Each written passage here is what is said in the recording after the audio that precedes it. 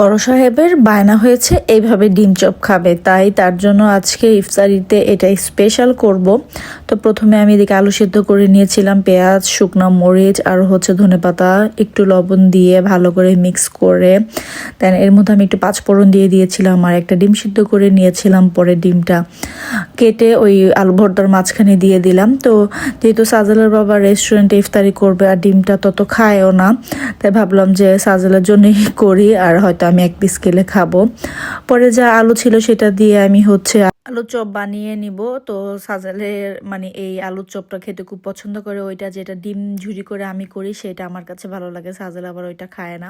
তো এদিকে আমি দুপুরে রান্নাও বসিয়ে দিয়েছি, একটু মুরগির পাখনা রান্না করব, সাথে আলুর টক রান্না করব। তো আলু কেটে পানি দিয়ে বসিয়ে দিয়েছি।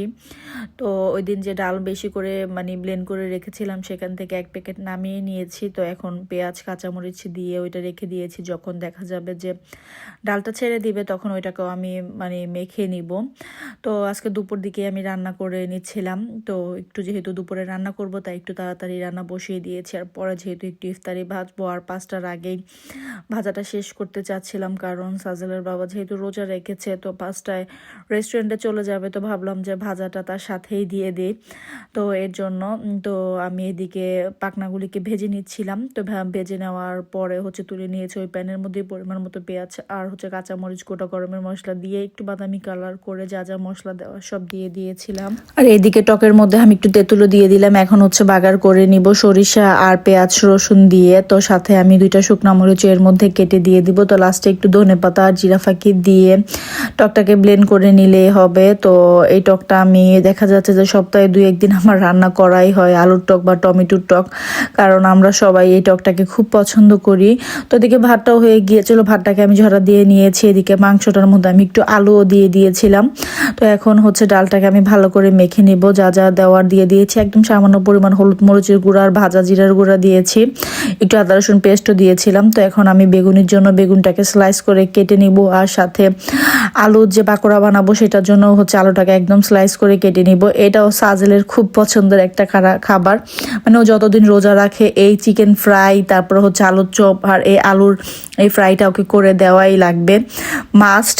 তো রোজার সময় দেখা যাচ্ছে যে কখন যে সময় চলে যায় বুঝাই যায় না, সাথে কোরআন শরীফ পড়া আছে, তারপর আবার নামাজও পড়া আছে। তো এখন আমার ক্লাস অফ, তাই একটু ভালোভাবে প্রপারভাবে সুন্দরভাবে ইফতারি রান্নাবান্না সব করতে পারতেছি, কারণ দেখা যাচ্ছে যে সকালবেলা উঠে আগে বাসাটাকে ক্লিন করে একটু কোরআন শরীফ পড়ে নেই, দেন সকাল কাজে নেমে যায়। আর যখন থেকে ক্লাস শুরু হয়ে যাবে দেখা যাবে যে আমার 12টার পরে বাসায় আসতে হবে।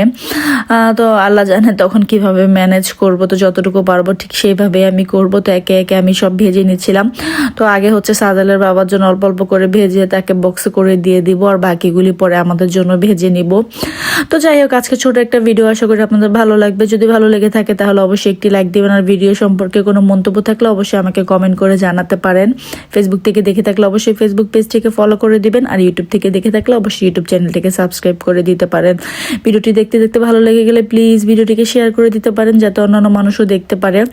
আর কে কে ইফতারিতে আজকে কি বানালেন বলেন তো, একটু কমেন্ট করে জানিয়েন। তো আমার মতো কে কে এরকম ভাজা পোড়া খেতে পছন্দ করেন? আমার তো খুব পছন্দ। দেখা যাচ্ছে যে রোজার ম্যাক্সিমাম দিনই আমার এগুলি ভাজা লাগে, আমারই বেশি পছন্দ। তো সাজেলের বাবা খুব পছন্দ করে। তো মাশাআল্লাহ এবার আমার আজানও মোটামুটি ভাবে সব ইফতারি খাওয়ার চেষ্টা করে। তো এটা আমি টেবিলে খাবার দিয়ে দিয়েছি। তো আজকে এই পর্যন্তই। সবাই ভালো থাকবেন, সুস্থ থাকবেন, আমার চ্যানেলের পাশে থাকবেন। তো এই তো, আর দুপুরের সন্ধ্যা রাতে রান্নাও হয়ে গিয়েছে। তো খাবার আমি সব জায়গায় রেখে দিয়েছি। আজকে এই পর্যন্তই। আল্লাহ হাফিজ।